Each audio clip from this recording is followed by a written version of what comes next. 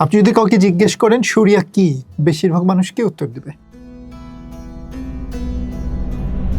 কেউ বলবে এটা আইন, কেউ বলবে একটা মাযহাবের বিধান, কেউ বলবে কোনো আলেমের ফতোয়া, আবার কেউ বলবে কোনো রাষ্ট্রের ইসলামী আইনই শরিয়া। কিন্তু লক্ষ্য করুন, এগুলো একই জিনিস নয়, অথচ আমরা প্রায় সব কিছুকেই শরিয়া বলে রাখি, এই প্রত্যেকটা জিনিসকেই শরিয়া বলে রাখি। এখানেই সবচেয়ে বড় বিভ্রান্তিটা তৈরি হয়। আল্লাহর নির্দেশিত পথ আর সেই পথ সম্পর্কে মানুষের ব্যাখ্যা, এই দুইয়ের পার্থক্য প্রায় অদৃশ্য হয়ে যায়। তাহলে প্রশ্ন হলো, আল্লাহর নির্দেশ আর সেই নির্দেশ সম্পর্কে মানুষের বোঝাপড়া কি একই জিনিস? সংক্ষিপ্ত উত্তর না। শরিয়া ও ফিকহ ঘনিষ্ঠভাবে সম্পর্কিত, কিন্তু ধারণাগতভাবে এক নয়। আজকের ভিডিওতে আমরা দেখব ফিকহ কি, শরিয়ার সঙ্গে তার সম্পর্ক কি, এবং এই পার্থক্য ইসলামী আইনচিন্তায় কীভাবে গড়ে উঠেছে এবং কেন আজও এটি এত গুরুত্বপূর্ণ। কারণ শরিয়া খোদাই, আল্লাহ প্রদত্ত, ফিকহ হচ্ছে মানবিক, মানুষের তৈরি, মানুষের ব্যাখ্যাকৃত। এই কথাটা শুধু মুখস্থ করলেই হবে না, এটা কোথা থেকে এসছে, কতটা ঐতিহাসিকভাবে সঠিক, আর বাস্তবের অর্থ কী, সেটাই আমরা বুঝতে চেষ্টা করব। চলুন শুরু করি।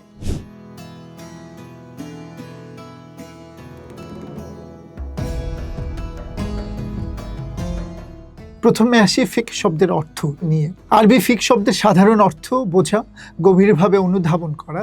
কোরআনেও শব্দটির বিভিন্ন রূপ এসছে, উপলব্ধি বা বোঝা পড়ার অর্থে।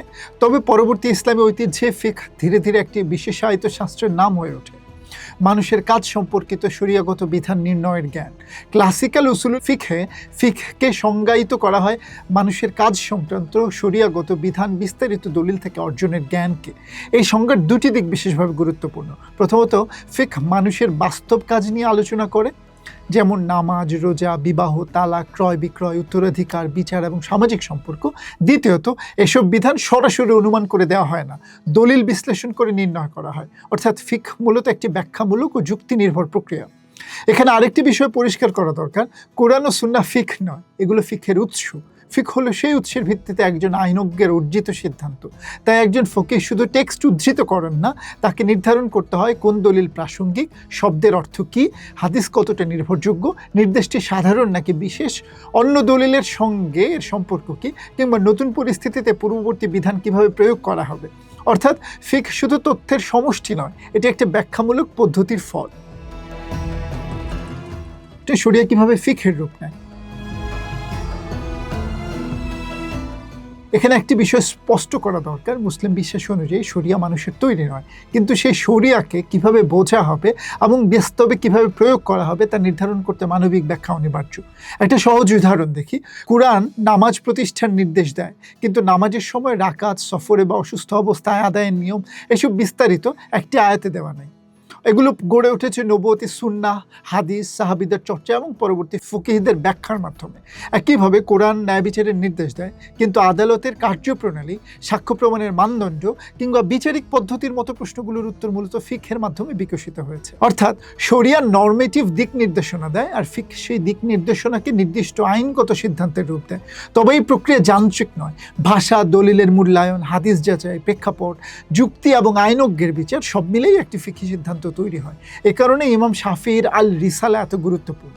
ইসলামী আইনতত্ত্বের এই প্রাচীন গ্রন্থটি দেখায় শুধু টেক্সট থাকলেই যথেষ্ট নয়, টেক্সট থেকে বিধান নির্ণয়ের জন্য একটি সুসংহত ব্যাখ্যা পদ্ধতিও প্রয়োজন। ঐশী নির্দেশ বনাম ঐশী নির্দেশ সম্পর্কে দাবি। এখন আসি আজকের আলোচনার সবচেয়ে গুরুত্বপূর্ণ পার্থক্য। আল্লাহর নির্দেশ এক জিনিস, আর সেই নির্দেশ সম্পর্কে মানুষের ব্যাখ্যা আরেক জিনিস। একজন ফকিহ আন্তরিকভাবে বিশ্বাস করতে পারেন যে তার সিদ্ধান্ত দলিল সমর্থিত, কিন্তু সেই সিদ্ধান্ত তখনও একজন মানুষের ভাষা জ্ঞান, দলিল নির্বাচন, হাদিস মূল্যায়ন এবং আইনতাত্ত্বিক পদ্ধতি এবং বিচারবোধের ফল। তাই সেটিকে স্বয়ংক্রিয়ভাবে খোদাই বলা যায় না। এই দুই বাক্যের পার্থক্য লক্ষ্য করুন। এই বিষয়ে আল্লাহর বিধান এটাই, আর আমার বিচার অনুযায়ী দলিল থেকে এই সিদ্ধান্তে পৌঁছানো যায়। শুনতে কাছাকাছি হলেও জ্ঞানতাত্ত্বিকভাবে এদের মর্যাদা এক নয়। প্রথমটি চূড়ান্ততার দাবি করে, দ্বিতীয়টি মানবিক সীমাবদ্ধতা স্বীকার করে। এ কারণেই বহু ক্লাসিক্যাল ফকিহ তাদের মতের শেষে লিখতেন, ওয়াল্লাহু আ'লামু, আল্লাহ সর্বাধিক জ্ঞাত। এটি শুধু ভদ্রতার বাক্য নয়, বরং নিজের ব্যাখ্যাকে আল্লাহর চূড়ান্ত জ্ঞানের সমান না ভাবার প্রকাশ। আধুনিক চিন্তাবিদ খালেদ আবু আল ফাদল এই বিষয়েই সতর্ক করেছেন। তার মতে, যখন কোনো ব্যাখ্যাকারী নিজের মানবিক সিদ্ধান্তকে সরাসরি আল্লাহর চূড়ান্ত কর্তব্য হিসেবে উপস্থাপন করেন, তখন ধর্মীয় কর্তৃত্ব অপব্যবহারের ঝুঁকি তৈরি হয়। ইজতিহাদ, মানুষ কিভাবে বিধান নির্ণয় করে। ফিকহের মানবিক চরিত্র সবচেয়ে স্পষ্টভাবে বোঝা যায় ইজতেহাদ ধারণার মাধ্যমে। ইজতেহাদ অর্থ কোনো আইনগত প্রশ্নে দলিলের ভিত্তিতে সর্বোচ্চ বুদ্ধিবৃত্তিক প্রচেষ্টা প্রয়োগ করা। একজন মুজতাহিদ কোরআন, সুন্নাহ, ভাষা, ইজমা, কিয়াস এবং অন্যান্য স্বীকৃত পদ্ধতি ব্যবহার করে একটি সিদ্ধান্তে পৌঁছান। ইজতেহাদের প্রয়োজন হয় কেন? কারণ প্রতিটি সম্ভাব্য ঘটনার উত্তর টেক্সটে সরাসরি লেখা নেই। নতুন প্রযুক্তি, চিকিৎসা, অর্থনীতি বা সামাজিক বাস্তবতার ক্ষেত্রে টেক্সটের অর্থ নির্ধারণে ব্যাখ্যা এবং যুক্তি অপরিহার্য, প্রয়োজন পড়ে। ইজতেহাদ আমাদের অন্তত 4টি বিষয় শেখায়। টেক্সট আর তার ব্যাখ্যা এক জিনিস নয়। টেক্সট থেকে সিদ্ধান্তে পৌঁছাতে একটি ব্যাখ্যামূলক প্রক্রিয়া লাগে। যোগ্য আইনজ্ঞদের মধ্যেও মতভেদ হতে পারে, আর মানবিক সিদ্ধান্ত হওয়ায় সংশোধনের সম্ভাবনাও সবসময় থাকে। তাই ফিক একদিকে দলিল নির্ভর ও ধর্মীয়ভাবে গুরুত্বপূর্ণ, অন্যদিকে মানবিক, বিতর্কযোগ্য এবং সংশোধনযোগ্য। মাযহাবগত মতভেদ কেন হয়? এবার একটি প্রশ্ন ভাবুন, যদি শরিয়া আর ফিক পুরোপুরি একই জিনিস হতো, তাহলে কি একটি প্রশ্নের একটি উত্তর থাকার কথা ছিল না? কিন্তু ইসলামের ইতিহাসে আমরা দেখি একাধিক মাযহাব, এমনকি একই মাযহাবের ভেতরেও একাধিক মত। এর প্রধান কারণ রাজনৈতিক নয়, বরং আইনতাত্ত্বিক। একজন ফকিহ কোনো হাদিসকে গ্রহণ করেছেন, অন্যজন করেননি। কেউ কিয়াসকে বেশি গুরুত্ব দিয়েছেন, কেউ সাহাবীর মতকে, কেউ স্থানীয় রীতিকে বিবেচনা করেছেন, কেউ টেক্সটের সরাসরি অর্থকে অগ্রাধিকার দিয়েছেন। ফলে একই কোরআন ও সুন্নাহ থেকে ভিন্ন ভিন্ন ফিকহি সিদ্ধান্ত এসছে। এর মানে এই নয় যে সব মত সমান কিংবা কোনো মতই সত্য নয়, বরং এর অর্থ হলো দলিল ভিত্তিক মানবিক ব্যাখ্যায় একাধিক যুক্তিসঙ্গত সিদ্ধান্তে পৌঁছানো সম্ভব। ধরুন, একটি বিষয়ে হানাফি ও শাফি মাযহাবের সিদ্ধান্ত ভিন্ন।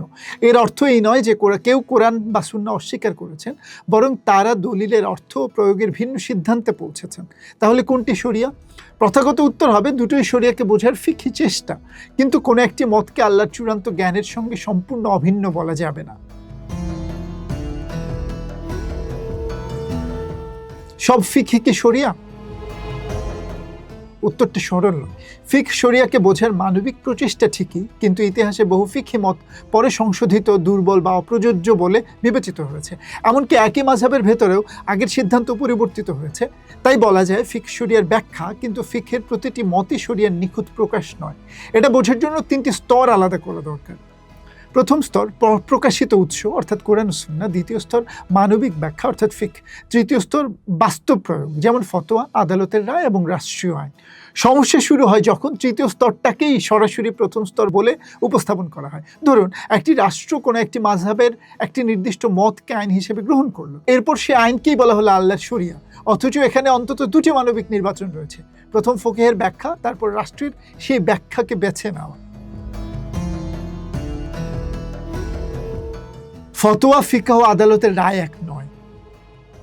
এখন আরেকটি প্রচলিত বিভ্রান্তি পরিষ্কার করি। ফিক, ফতোয়া এবং আদালতের রায় এগুলো এক জিনিস নয়। ফিক হলো ইসলামী আইনচিন্তার বিস্তৃত ব্যাখ্যাগত ঐতিহ্য। ফতোয়া হলো নির্দিষ্ট প্রশ্নের উত্তরে একজন মুফতির দেয়া অবাধ্যতামূলক আইনগত মত। প্রশ্নের তথ্য বদলালে ফতোয়াও বদলাতে পারে। আদালতের রায় একটি নির্দিষ্ট বিরোধের বিচারিক সিদ্ধান্ত।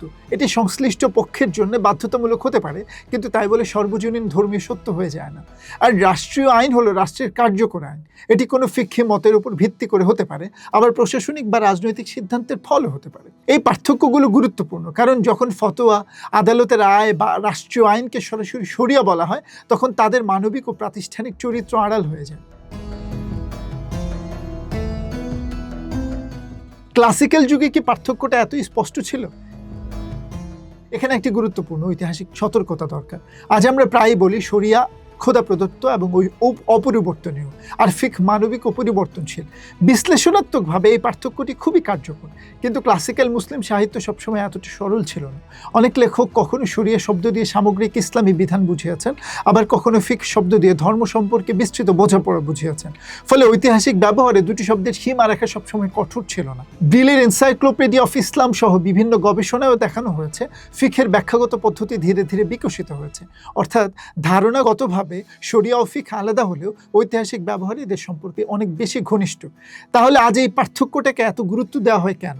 কারণ আধুনিক রাষ্ট্রে অনেক সময় একটি নির্দিষ্ট ফিকহি মতকেই অপরিবর্তনীয় শরিয়া হিসেবে উপস্থাপন করা হয়। তখন শরিয়া ও ফিকহের পার্থক্য বোঝানো জরুরি হয়ে পড়ে, যাতে বোঝা যায় রাষ্ট্রীয় আইন মূলত একটি নির্বাচিত মানবিক ব্যাখ্যা, সেটি নিয়ে আলোচনা বা সমালোচনা করা ধর্ম অস্বীকার করার সমান নয়। তাই আমাদের অবস্থান হওয়া উচিত দুই দিক থেকেই সতর্ক।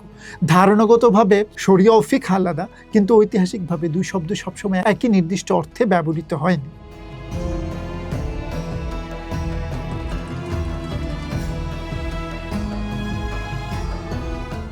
এখানে আরেকটি গুরুত্বপূর্ণ প্রশ্ন আসে, সব বিধান কি সমানভাবে ব্যাখ্যা নির্ভর? উত্তর হলো না। কিছু মৌলিক নির্দেশ তুলনামূলকভাবে স্পষ্ট, যেমন নামাজ, রোজা, জাকাত, ন্যায় প্রতিষ্ঠা, অন্যায় হত্যা নিষিদ্ধ করা বা চুরি নিষিদ্ধ করা, এসব নীতির অস্তিত্ব নিয়ে মুসলিম আইনজ্ঞদের মধ্যে মৌলিক বিরোধ নেই।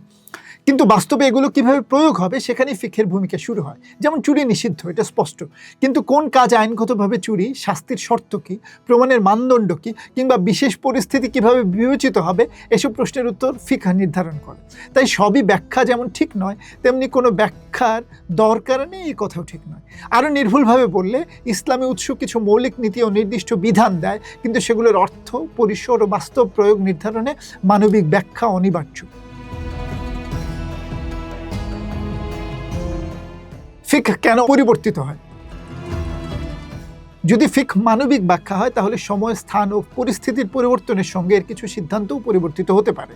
এই বাস্তবতাকে ব্যাখ্যা করতে ইসলামী আইনজ্ঞরা বিভিন্ন পদ্ধতি ব্যবহার করেছেন, যেমন উর্ফ, সামাজিক রীতি, মাসলাহা, জনকল্যাণ, জরুরা, জরুরি প্রয়োজন, ইস্তেহসান, সদ আল জারাই এবং মাকসাদ আল শরিয়া। পাশাপাশি সময়, স্থান এবং বাস্তব পরিস্থিতির বিবর্তনও বিবেচনায় নেওয়া হয়েছে। ইস্তেহসান অর্থ হচ্ছে প্রয়োজনীয়তা, যেটা ভালো বিষয়। মাকাসেদে শরিয়া হচ্ছে শরিয়ার উদ্দেশ্য। সব মাযহাব এই নীতিগুলো একইভাবে ব্যবহার করেনি, তবে এগুলো একটি বিষয় স্পষ্ট করে, ফিকহ কেবল টেক্সটের আক্ষরিক পুনরাবৃত্তি নয়, বরং পরিবর্তনশীল বাস্তবতায় টেক্সটের অর্থ নির্ধারণের একটি পদ্ধতি। তবে ফিকহ পরিবর্তনশীল মানে এই নয় যে আইনজ্ঞ ইচ্ছামতো যে কোনো সিদ্ধান্ত নিতে পারে। পরিবর্তনও দলিল, পদ্ধতি এবং আইনগত ভিত্তিতেই হতে হবে এবং সেভাবেই গ্রহণযোগ্য হয়। ব্যাখ্যাকারীর সামাজিক অবস্থান। ফিকহ যেহেতু মানবিক ব্যাখ্যা, তাই কোন ব্যাখ্যাকারীকে তার সমাজ ও ইতিহাস থেকে বিচ্ছিন্ন করে দেখা যায় না। তিনি একটি নির্দিষ্ট যুগ, ভাষা, সংস্কৃতি এবং রাজনৈতিক বাস্তবতার মধ্যেই চিন্তা করেন। এর মানে এই নয় যে প্রতিটি ফিকহি সিদ্ধান্ত শুধু রাজনীতি বা ব্যক্তি স্বার্থের ফল। ইসলামের ইতিহাসে বহু ফকিহ ক্ষমতার বিরোধিতা করেছেন এবং স্বাধীনভাবে মত প্রকাশ করেছেন। তবে এটাও সত্য যে ব্যাখ্যাকারীর সামাজিক অবস্থান তার প্রশ্ন, অগ্রাধিকার এবং সিদ্ধান্তকে কিছুটা প্রভাবিত করতে পারে। তাই ফিকহ বুঝতে হলে শুধু দলিল নয়, ব্যাখ্যাকারীর ঐতিহাসিক প্রেক্ষাপটে বিবেচনা করা দরকার। যখন রাষ্ট্র একটি ব্যাখ্যাকে শরিয়া বলে প্রতিষ্ঠিত করে, এবার আসি আজকের আলোচনার সবচেয়ে গুরুত্বপূর্ণ রাজনৈতিক তাৎপর্য। ইসলামী ঐতিহ্যে একই বিষয়ে একাধিক ফিকহি মত থাকা স্বাভাবিক। একজন মুফতি একরকম মত দিতে পারেন, অন্যজন ভিন্ন মত দিতে পারেন, কিন্তু রাষ্ট্র যখন সেই মতগুলোর মধ্যে একটি বেছে নিয়ে আইন হিসেবে প্রয়োগ করে, তখন সে ব্যাখ্যা বল প্রয়োগের ক্ষমতা অর্জন করে। সমস্যা রাষ্ট্রের আইন প্রণয়নে নয়, কারণ প্রতিটি আইন ব্যবস্থাকেই কোনো না কোনো ব্যাখ্যা বেছে নিতে হয়। সমস্যা তখনই শুরু হয় যখন রাষ্ট্র তার নির্বাচিত ব্যাখ্যাকেই সরাসরি আল্লাহর একমাত্র বিধান হিসেবে উপস্থাপন করে। এর ফলে তিনটে বিষয় ঘটতে পারে। অন্য ফিকহি মতগুলো ধর্মীয়ভাবে অগ্রহণযোগ্য বলে বিবেচিত হতে পারে, রাষ্ট্রীয় আইনের সমালোচনাকে আল্লাহর বিধানের বিরোধিতা হিসেবে দেখানো হতে পারে, আর একটি রাজনৈতিক সিদ্ধান্ত ধর্মীয় পবিত্রতার মর্যাদা পেয়ে যেতে পারে। অথচ বাস্তবে রাষ্ট্র কোনো না কোনো ফিকহি ব্যাখ্যাই প্রয়োগ করছে, অর্থাৎ একটি মানবিক ব্যাখ্যাই খোদাই কর্তৃত্বের ভাষা পেয়ে যায়। এ কারণেই সমাজে শরিয়াকে আমরা সবসময় মানুষের ব্যাখ্যার মাধ্যমে জানতে ও প্রয়োগ করতে দেখি।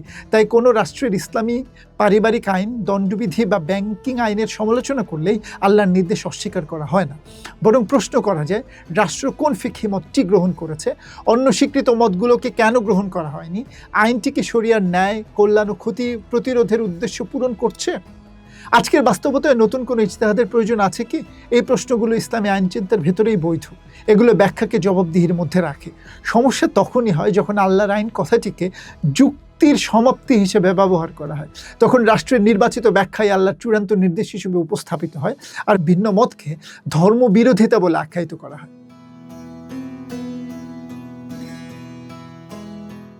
4টি সাধারণ ভুল। এই আলোচনায় 4টি ভুল এড়িয়ে চলা জরুরি। প্রথমত, এমন ভাবা ঠিক নয় যে শরিয়া সম্পর্কে মানুষের কোনো জ্ঞানই সম্ভব না। ফিকহ মূলত শরিয়াকে বোঝারই মানবিক প্রচেষ্টা, তাই সব ব্যাখ্যা সমান নয়। কিছু ব্যাখ্যা, কিছু সিদ্ধান্ত অন্যগুলোর তুলনায় বেশি শক্তিশালী দলিল ও যুক্তির উপর প্রতিষ্ঠিত। দ্বিতীয়ত, সব ফিকহি মতকে একই মানের মনে করাও ভুল। সব মত মানবিক হলেও তাদের দলিল, পদ্ধতি ও যুক্তির শক্তি এক নয়। তৃতীয়ত, আবার সবকিছুকে শুধু রাজনীতির ফল মনে করাও ঠিক নয়। ক্ষমতা অবশ্যই ফিকহের বিকাশ ও প্রয়োগকে প্রভাবিত করে, কিন্তু ভাষা, পদ্ধতি, ধর্মীয় বিশ্বাস এবং আইনজ্ঞদের স্বাধীন বুদ্ধিবৃত্তিক প্রচেষ্টাও সমান গুরুত্বপূর্ণ। চতুর্থত, আধুনিক রাষ্ট্রের কোডিফাইড ইসলামী আইনকে প্রাক আধুনিক ফিকহি ঐতিহ্যের সঙ্গে পুরোপুরি এক করে দেখা উচিত নয়। আধুনিক রাষ্ট্রের বহু মতের মধ্য থেকে একটি নির্বাচিত করে আইন হিসেবে প্রয়োগ করে, তাই আধুনিক ইসলামিক ল আর ঐতিহাসিক শরিয়ার ধারণাকে অভিন্ন ধরে নেওয়া বিভ্রান্তি।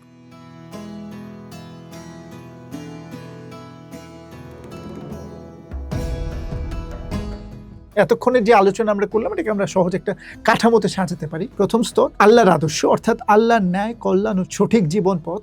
দ্বিতীয় স্তর প্রকাশিত উৎস, কোরআন ও সুন্নাহ, যার মাধ্যমে মুসলমানরা সেই আদর্শ জানার চেষ্টা করেন। তৃতীয় স্তর মানবিক ব্যাখ্যা, অর্থাৎ ফিক, উসুলুল ফিক, মাযহাব, ইজতিহাদ, ফতোয়া এবং অন্যান্য আইনগত মতামত। চতুর্থ স্তর বাস্তব প্রয়োগ, আদালত, সমাজ, প্রশাসন এবং আধুনিক রাষ্ট্রীয় আইন। এই চারটি স্তর একে অপরের সঙ্গে সম্পর্কিত, কিন্তু এক জিনিস নয়। তাই কোনো রাষ্ট্রীয় আইনকে সরাসরি আদর্শ বলা যায় না, যেমন কোনো ফিকহি মতকেও কোরআনের আয়াতের সমমর্যাদা দেওয়া যায় না। প্রতিটি স্তরেই ব্যাখ্যা, নির্বাচন ও প্রয়োগের প্রশ্ন থাকে। তাহলে পুরো আলোচনাটাকে একটি সংজ্ঞায় আনা যায়। শরিয়া হলো যে ইসলামী বিশ্বাসে আল্লাহ নির্দেশিত ন্যায়সঙ্গত সঠিক জীবনপথ, আর ফিক হলো কোরআন, সুন্নাহ এবং স্বীকৃত আইনতাত্ত্বিক পদ্ধতির ভিত্তিতে সেই পথ সম্পর্কে মানুষের অর্জিত বোঝাপড়া ও বিধান।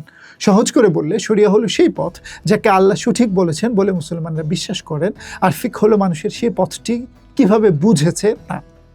তবে তিনটি বিষয় মনে রাখা দরকার। প্রথমত, ইতিহাসে শরিয়া ও ফিক শব্দ দুটি সবসময় একইভাবে ব্যবহৃত হয়নি।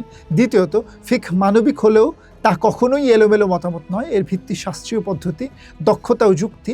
তৃতীয়ত, কোনো ফিকহি মত রাষ্ট্রে প্রয়োগ হলেই তার মানবিক চরিত্র বিলুপ্ত হয়ে যায় না। এই পার্থক্য ইসলামী আইনকে দুর্বল করে না, বরং মতভেদের বৈধতা, আইনজ্ঞের দায়িত্ব এবং জ্ঞানগত বিনয়কে স্বীকৃতি দেয়। ফিক যেহেতু মানুষের বোঝাপড়া, তাই তা যুক্তি, দলিল ও নৈতিক পরিণামের আলোকে মূল্যায়ন করা যায়। প্রয়োজন হলে সংশোধনও করা যায় এবং নতুন বাস্তবতায় নতুন ইজতিহাদেরও সুযোগ থাকে। সবশেষে যখনই কেউ বলবে শরিয়া এই কথা বলে, তখন কয়েকটি প্রশ্ন করা জরুরি। কোন কোরআনী আয়াত বা হাদিসের ভিত্তিতে এই দাবি করা হচ্ছে? এই ব্যাখ্যা কে দিয়েছেন? কোন পদ্ধতিতে দিয়েছেন? অন্য স্বীকৃত মতগুলো কি বলে? আর এই ব্যাখ্যাটি সমাজে বা রাষ্ট্রে কিভাবে প্রয়োগ করা হচ্ছে? এই প্রশ্নগুলো শরিয়াকে অস্বীকার করে না, বরং আল্লাহর নির্দেশ এবং মানুষের ব্যাখ্যার মধ্যকার গুরুত্বপূর্ণ সীমারেখাকে স্পষ্ট করে। যদি এই আলোচনা আপনার কাজে আসে তাহলে ভিডিওটি শেয়ার করুন, মতামত জানান এবং পরবর্তী পর্বে আমাদের সঙ্গেই থাকুন। সাবস্ক্রাইব করুন ঢাকা পেপারসকে।